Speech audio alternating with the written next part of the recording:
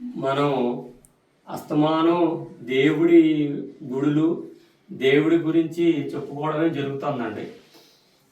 వాస్తవంగా నేను ఒక 8 సంవత్సరాలు లెక్చరర్గా చేశాను.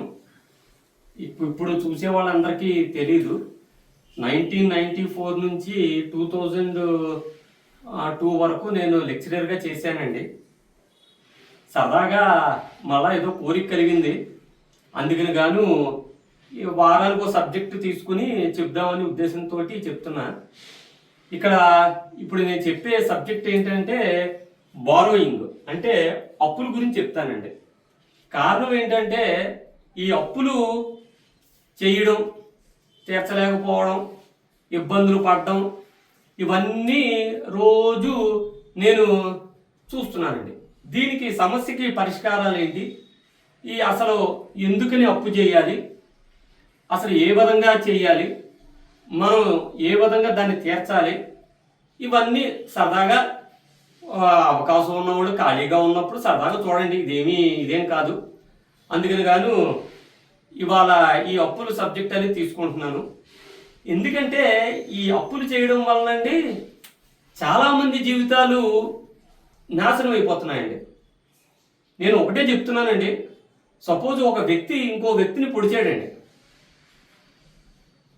ఆ వ్యక్తి చనిపోతాడు, లేకపోతే మళ్ళా ఇదవుతాడు. కానీ ఇక్కడ అప్పులు చేసి ఎగ్గొట్టేసాడు అనుకోండి, మొత్తం వాళ్ళ కుటుంబం అంతా, మొత్తం వాళ్ళకి సంబంధించిన వాళ్ళందరూ కూడా ఇబ్బంది పడే పరిస్థితుల్లోకి వెళ్ళిపోద్దండి. అందుకనే నేను అప్పులు చేసి ఎగ్గొట్టిన వాళ్ళని నేను ఆర్థిక ఉగ్రవాది అని కూడా అంటూ ఉంటానండి.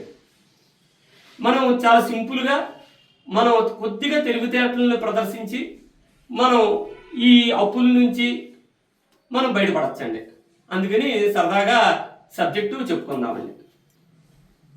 ఇప్పుడు మన ఈ అప్పుల సబ్జెక్ట్లో ఒక సబ్ సైడ్ హెడ్డింగ్, అసలు ఎందుకని మనం అసలు అప్పులు చేయాలి, కారణాలు ఏంటి.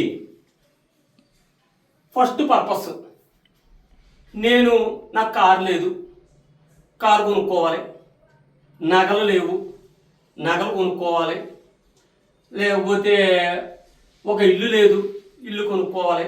అంటే లగ్జరీకి మనం చేసే అప్పు అనేది మనం ఒక దాని కింద చెప్పుకోవచ్చండి.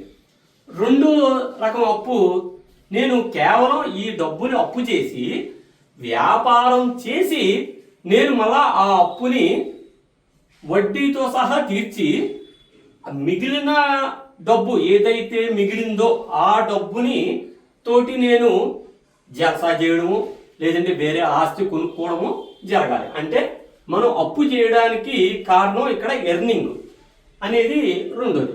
మూడోది అవసరం. నిజంగా ఎవరికో ఒకరికి అవసరం ఉంది అంటే, అక్కడ అవసరం అంటే ఇక్కడ నేను ఎప్పుడు చెప్తానండి, 3 రకాల అవసరాలకి మనం అప్పు అనేది ఇవ్వాలని చెప్పంట. అది మొదటి అవసరం పెళ్ళి అండి. పెళ్ళి ఎవరికైనా జరుగుతుంది, వారికి డబ్బు కావాలి, మనం పెళ్ళికి సాయం చేయాలి. 2 ఆరోగ్యం. ఆరోగ్యం నిమిత్తం వారి దగ్గర డబ్బులు ఉండకపోవచ్చు, కాబట్టి ఏం చేయాలి, ఆరోగ్యానికి ఇవ్వాలి. 3వది చదువు. ఈ చదువు నిమిత్తం డబ్బులు లేవనుకోండి, మనం చేయాలి. కాబట్టి అసలు పర్పస్ ఏంటి, అసలు మనం అప్పు చేస్తున్నాం, దాని యొక్క పర్పస్ ఏంటి, ఈ 3 రకాలు ఏది అనేది మనం అసలు మనం ఇవంతా చేసుకోవాలండి. ఇప్పుడు మనకి దేని గురించి అప్పు చేస్తున్నాం, తర్వాత అసలు ఏ విధంగా అప్పు చేయాలి. ఏ విధంగా అప్పు చేయాలంటే అతి తక్కువ వడ్డీకి ఇచ్చేది బ్యాంకులండి. బ్యాంకులో అప్పులు చేయాలి. బ్యాంకులో అప్పులు చేయాలంటే గవర్నమెంట్ స్కీముల ద్వారా మనం వాళ్ళు చెప్పిన పద్ధతి ప్రకారంగా వెళ్తే అప్పు చేయొచ్చు, వ్యాపారం చేసుకోవచ్చు, మనకి సబ్సిడీ కూడా వస్తుందండి. కాబట్టి ఫస్ట్ ప్రిఫరెన్స్ బ్యాంకులకి ఇవ్వాలండి. అది రేట్ ఆఫ్ ఇంట్రెస్ట్ అనేది సపోజ్ హోమ్ లోన్ అయితే ఇప్పుడు బాగా తగ్గించారు, 8.5కు 8%కి వచ్చేస్తుందండి. అంటే 8% అంటే సుమారుగా 65 పైసలండి ఇంట్రెస్ట్. కాబట్టి బ్యాంకు లేదా ఎన్బిఎఫ్సి అంటే నాన్ బ్యాంకింగ్ ఫైనాన్స్ కార్పొరేషన్స్, అంటే సుందరం ఫైనాన్సు, లేకపోతే చోళమండలం, లేదంటే ఫుల్ ఎత్తాను, వాళ్ళ దగ్గర ఏమవుతుందంటే, లేదంటే కోఆపరేటివ్ బ్యాంక్స్ ఇవన్నీ ఏమవుతుందంటే ఈ రూపాయి 10 పైసలు, రూపాయి 20 పైసలు వడ్డీల కింద వస్తుందండి. అయితే ఇక్కడ వీళ్ళందరికీ ఆస్తులు ఉండి ఆ బ్యాంకుల్లో పెడితేనే వాళ్ళకి అప్పు అనేది పడుతుందండి. అంటే కొన్ని గవర్నమెంట్ స్కీములకి తప్పించి రిమైనింగ్ వాటికి అప్పు పడుతుందండి. ఓకే.